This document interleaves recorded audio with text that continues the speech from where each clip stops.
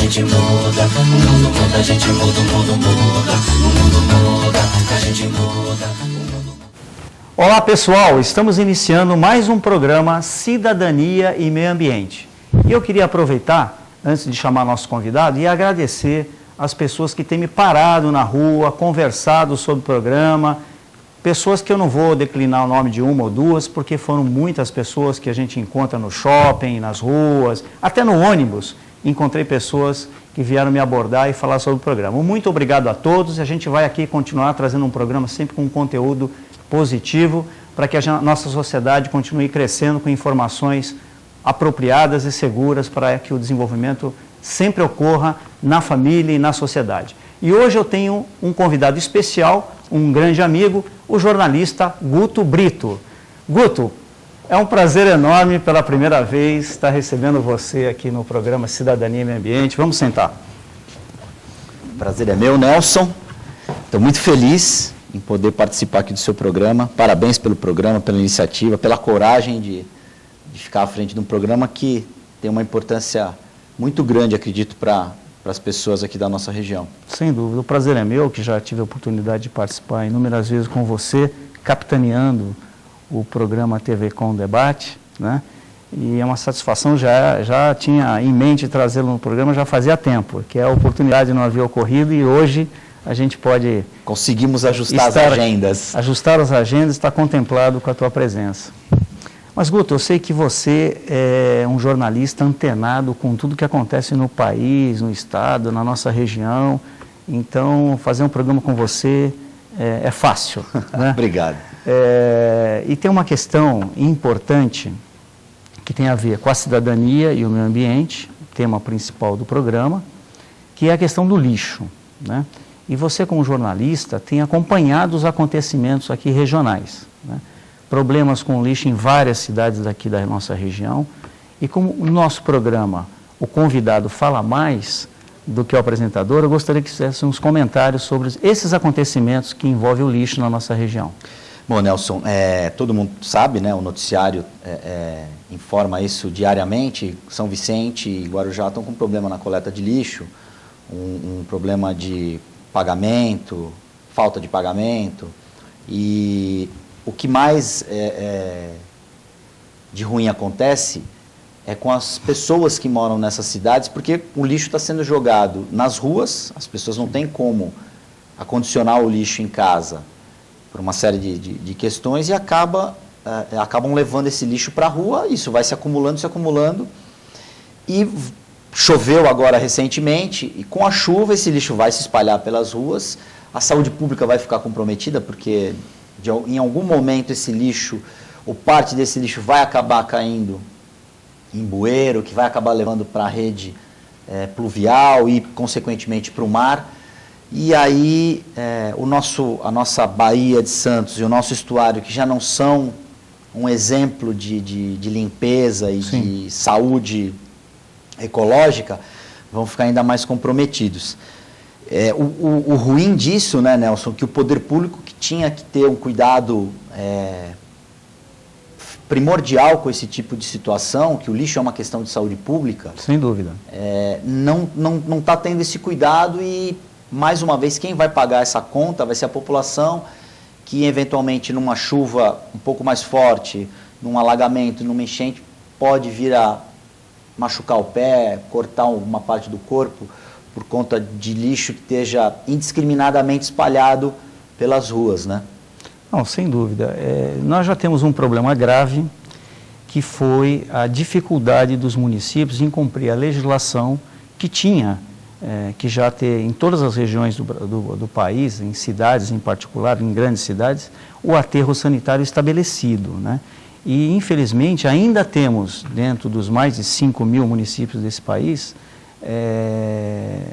aterros sanitários, e em outros nós temos um lixão A céu aberto. a céu aberto, in natura ali, sem nenhum tratamento prévio, né? Então é uma situação que o país se encontra nesse desnível entre cidades que até de forma consorciada conseguem encaminhar o seu lixo, e outras que ainda não resolveram esse problema, fazendo com que a legislação tivesse estendido o prazo para que isso seja realizado. E, como você colocou bem, nós aqui na nossa região metropolitana estamos com esse problema em São Vicente, no Guarujá, em outros municípios, pela falta de um planejamento do poder público municipal que não previu, e inclusive em São Vicente, a gente tem visto reportagens em que o prefeito está com dificuldade de pagar a empresa do recolhimento do lixo. E o grave de tudo isso, como você falou, é a dificuldade de você lidar com o lixo nas ruas, né? Nós temos ainda um problema da dengue não eliminado, né? O lixo se espalha, às vezes nós temos animais soltos nas ruas que vão lá e rasgam os sacos de lixo, espalhando os lixos, né? Chove e parte desse lixo vai para o bueiro e do bueiro entra nas águas pluviais e se mistura e acaba nas praias. Quer dizer, é um caos. Né? Um círculo vicioso. Um círculo vicioso, um negativo caos. para a região. Uma outra questão, Nelson, é que você falou no planejamento, as prefeituras deveriam ter equipes para se mobilizar em casos de emergência como esse. Uma falta de coleta de lixo nas ruas, na minha opinião, é uma situação de emergência. Sem dúvida. Então, eu acho que as prefeituras poderiam, pelo menos para tentar amenizar essa situação, ajudar a população, recolher, fazer um mutirão com operários que sejam da própria prefeitura, lógico, todos equipados, com EPI, com toda a proteção, porque mexer no lixo é perigoso, eles irem até esses locais, fazerem uma triagem e já encaminharem para os locais devidos. Poderia se chamar também, fazer uma parceria com os trabalhadores que vivem pegando inservíveis, materiais recicláveis. Olha, a gente vai fazer um mutirão aqui, a gente já faz a separação, vocês já levam o que é reciclável, a prefeitura já fica com o resto e aí já vai dar uma destinação. Ou seja, a população também poderia, finais de semana, vamos combinar aqui com a prefeitura, dando exemplo, olha, vai uma equipe aí no bairro, já separa o que você tem, vamos montar locais específicos para se depositar o lixo e aí fazer o transbordo, ou seja, o transporte para outros locais. Quer dizer, o que não pode é deixar o lixo se avolumar nas ruas do jeito que está nessas duas cidades, né? Eu acho que tem um fator primordial que caberia às secretarias de meio ambiente dos municípios, e os municípios que não a tiverem, o próprio poder público tem iniciativa, junto a vários setores da sociedade, como você colocou, para fazer essa coleta seletiva. Porque a gente vê que em países do norte da Europa, eles praticamente reciclam 100% do seu lixo, né? E aqui no Brasil, em particular na nossa região, está muito atrasada. Quer dizer, grande parte desse lixo que fica nas ruas jogados poderia estar sendo reciclado. Então a gente diminuiria o volume de lixo a ser encaminhado pelo aterro sanitário. Então eu culpo, nesse sentido, a ineficiência do poder público em estar promovendo a educação ambiental suficiente junto aos bairros dos municípios para que isso aconteça.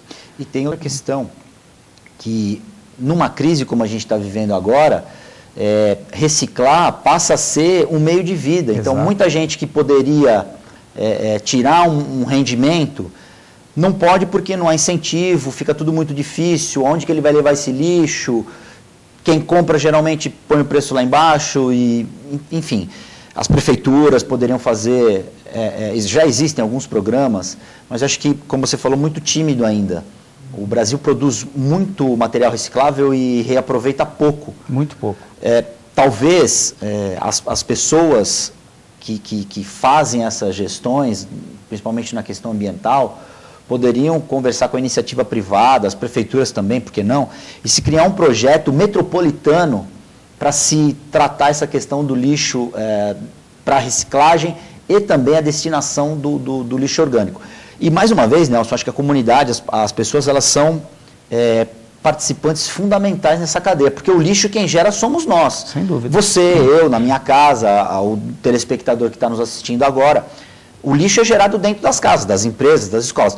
Então, dentro de casa, a gente já podia começar a fazer a lição de casa, que é separar o lixo que pode ser reaproveitado, não jogar o papel higiênico dentro do vaso sanitário, porque isso vai causar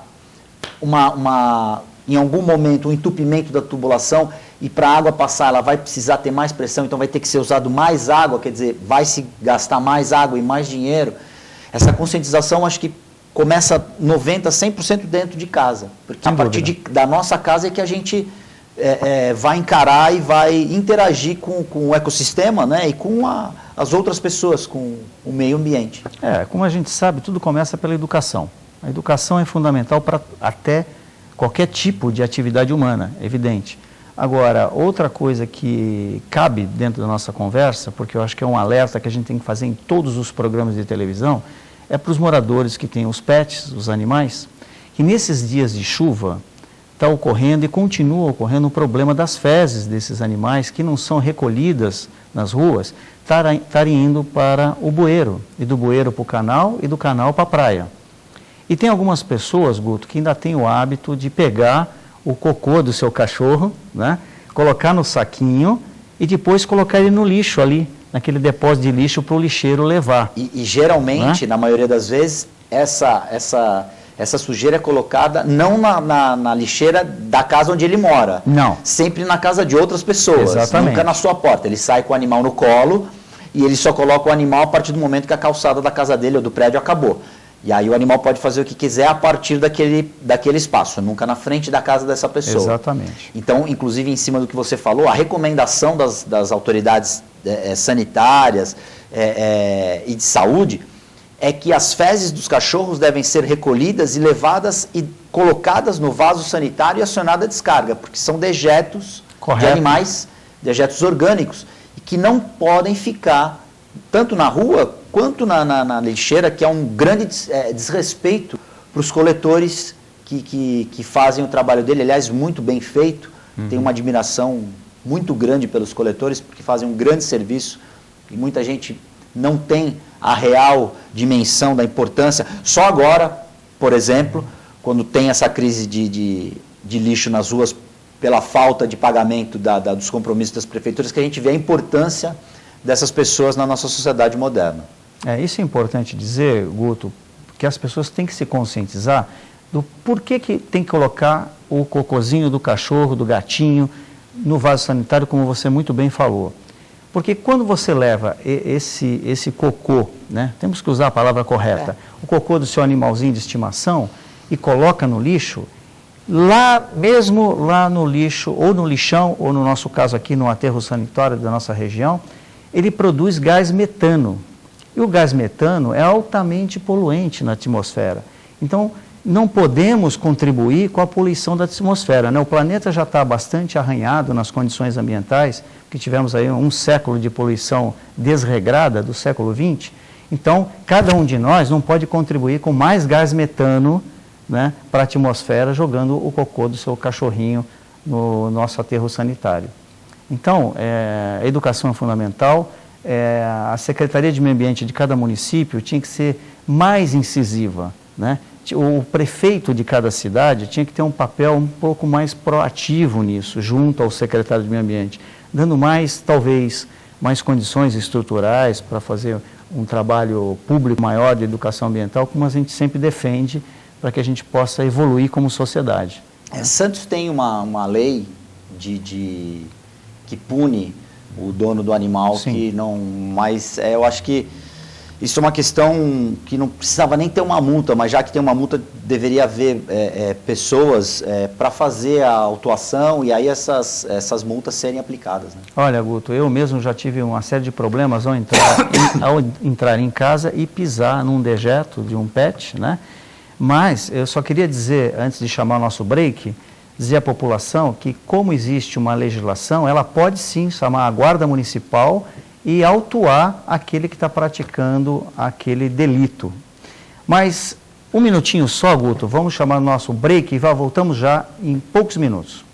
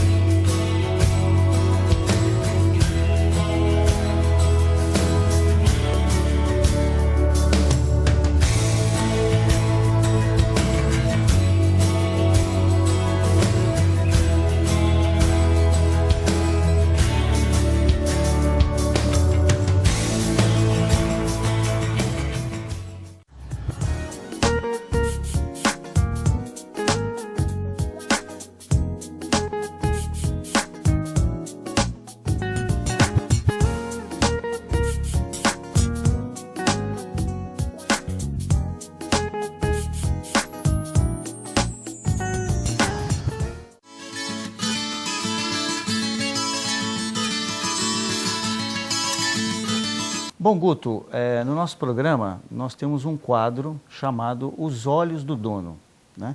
E eu queria passar às suas mãos um presente do nosso apoiador cultural, a Realidade Tributária. Muito obrigado. Né?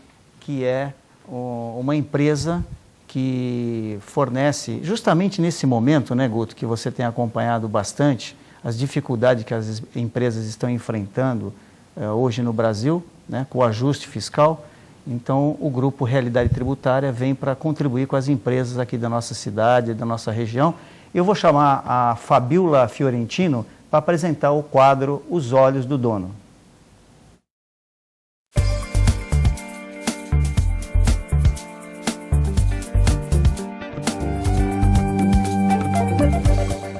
Olá, estamos dando início hoje ao quadro Os Olhos do Dono. Semanalmente, nós vamos estar aqui com consultores da Realidade Tributária para que o empresário tenha dicas para o sucesso da sua empresa, para que ele se destaque frente à concorrência e tenha dicas aí de gestão de pessoas, finanças, melhoria de processos. Tudo isso nós vamos apresentar para vocês semanalmente aqui no quadro Os Olhos do Dono. Esse quadro ele foi criado pela Realidade Tributária. A Realidade Tributária ela tem uma série de ferramentas para ajudar no dia a dia dos empresários. Então o quadro vem para complementar esses serviços que a Realidade oferece para você, empresário.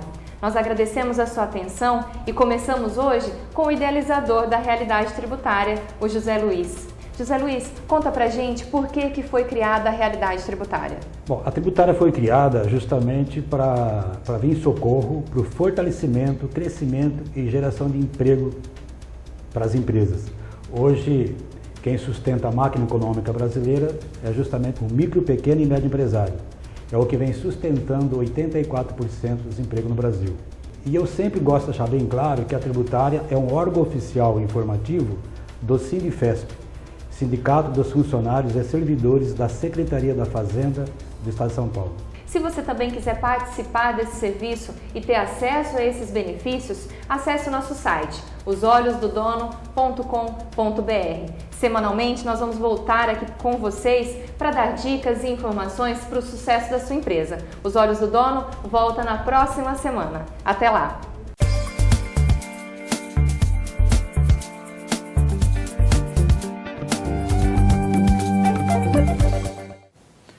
Bom, Guto, você viu o nosso quadro Os Olhos do Dono, que está dentro do conceito do desenvolvimento sustentado, que é o conceito que a gente desenvolveu para que esse programa fosse ao ar, né?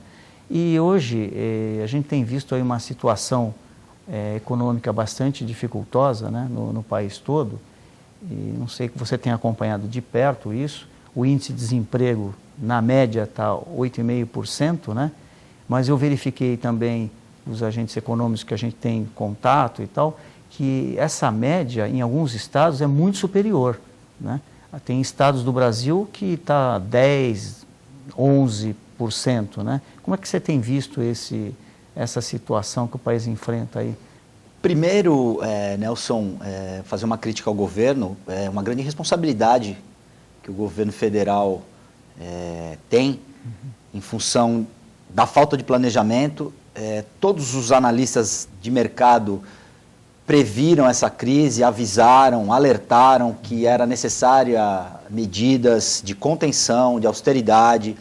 A presidente Dilma Rousseff, no primeiro momento, em 2014, acenou com a possibilidade de uma redução de conta de luz, e disse que a luz não ia voltar a subir. No final, quando ela conseguiu se reeleger, ela desfalou o que ela já tinha falado, ou seja, ela aumentou a conta de luz e a população pagando esse tributo pesado. Implantou o sistema de bandeiras. Implantou o sistema de bandeiras que penalizou mais ainda as pessoas que estão com dificuldade, que ganham salário mínimo, que até um pouco mais, que estão se apertando. E o governo, com 39 ministérios, já devia ter tido a consciência e o dever de ter feito uma reestruturação e cortado o número de ministérios. Na minha opinião, acho que 20 ministérios é um número razoável para um país como o Brasil. Mais do que suficiente, né? Se as pessoas trabalharem direito, com produção, se forem pessoas do ramo, né? Não indicações políticas para se exercer cargo político sem a mínima a habilidade, mínimo conhecimento técnico de onde eles estão atuando, isso é um desserviço ao país, porque a gente está pagando o salário dessas pessoas e eles estão indo para casa com o salário no bolso, mas não estão dando a contrapartida que é a contribuição para o país no cargo para o qual eles foram designados, mas sem uma competência técnica. Então, na minha opinião, o governo federal tem uma grande parcela se não total, grande parcela de culpabilidade na gestão, na condução desse quadro econômico que está o caos, né? A gente vê o dólar chegando aí perto de R$4. A gente sabia que tinha que haver uma desvalorização do dólar, ele estava mantido artificialmente num patamar que não era a realidade, se segurou também em função das eleições, se segurou artificialmente o valor do dólar para se dizer que a economia brasileira estava indo bem, e na verdade a gente viu que depois que a presidente Dilma Rousseff se reelegeu, isso não acontece. O país atravessa uma crise grave e que se o governo não tiver habilidade, postura e firmeza, a gente não sabe aonde isso vai parar. Exatamente. Com 8% no máximo, né, de aprovação da população, quer dizer, nenhum governo no mundo se sustenta. Quer dizer, não é possível alguém governar com 7%, 8% de aprovação. O que demonstra que os erros foram graves, né, a população entendeu os erros cometidos, né, desaprova, mas a política, de uma forma geral, e aqueles setores que estão lá segurando a situação, por interesses de grupos ou de partidos, etc., estão mantendo o país nesse patamar que os agentes econômicos não confiam, né, não injetam dinheiro na nossa economia, e uma economia que depende da China, né, para estar vendendo commodities. A China era um grande comprador, né, do Brasil, e a China está comprando menos, né? A economia chinesa cresceu menos, ela está comprando menos, e por isso nós vendendo menos e o dólar não satisfaz, porque lógico, para quem os setores que vendem, né, com o dólar alto vão ter uma vantagem circunstancial, né? Mas nesse momento os países estão comprando menos, então nós estamos com dificuldade de vender na mesma proporção que em anos anteriores. Uma coisa meio que mata a outra, né? E aí o PIB do país está negativo, né? Porque os custos do país são maiores do que aquilo que a gente pode obter de benefício com a produção vendendo no exterior. Então, esse quadro, juntando com a situação política totalmente aí corroída pelo Lava Jato, nós temos um quadro meio caótico que nós vamos segurar isso até 2018? Eu acho temerário, né? Temerário, mas aí a gente tem as possibilidades, seria uma renúncia da presidente, eu acredito que não vai acontecer. E se ela renunciasse, quem assumiria seria o vice Michel Temer. Então, acredito que não iria mudar muito o quadro, mas independentemente de qualquer coisa, Nelson, eu acho que o Brasil está numa encruzilhada fundamental, porque nós estamos correndo o risco de jogar pela janela todo aquele esforço que foi feito lá no início do Plano Real, no meio da década de 90, 93, 94, que o Brasil conseguiu vencer a hiperinflação, tivemos uma moeda nova que passou a ser realmente uma moeda forte, a nossa economia melhorou, cresceu. Então, por irresponsabilidade dos nossos governantes, a gente está correndo o risco de perder praticamente 20 anos, 25 anos de estabilidade econômica, de inflação baixa, controlada, de mercado crescendo, do país crescendo, lógico, com dificuldades, porque a economia é muito dinâmica, a globalização, ela afeta o mundo inteiro, o nome já está dizendo, é globalização. Então, um problema no mercado importante como o mercado asiático, comandado pela China, pelo Japão, é lógico que vai ter consequências no Brasil, na América Latina, a mesma coisa nos Estados Unidos, na Europa. Então, eu acho que o governo, ele brincou muito com a situação, ele pagou para ver. E o ex-presidente Lula havia dito que durante a crise de 2008, que foi uma marolinha, que foi uma crise, foi um tsunami no mundo, mas uma marolinha no Brasil. Então, eu acho que essa marolinha fez um tsunami. E a contradição disso tudo é que na ponta do governo, o Partido dos Trabalhadores está prejudicando milhares de trabalhadores, né? Você viu o setor automobilístico desempregando milhares de trabalhadores, milhares de famílias serão prejudicadas no país e a gente aí se entristece com essas notícias, mas a gente espera que os nossos políticos, os nossos governantes acabem aí acertando e evitando essas demissões em massa.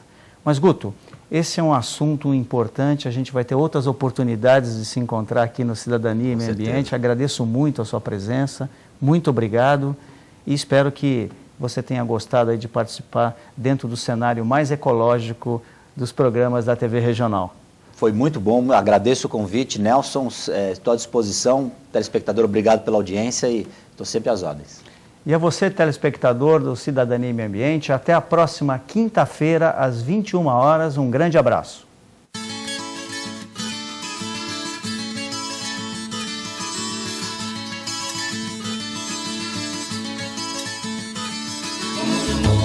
A gente muda, o mundo muda, a gente muda, o mundo muda, o mundo muda.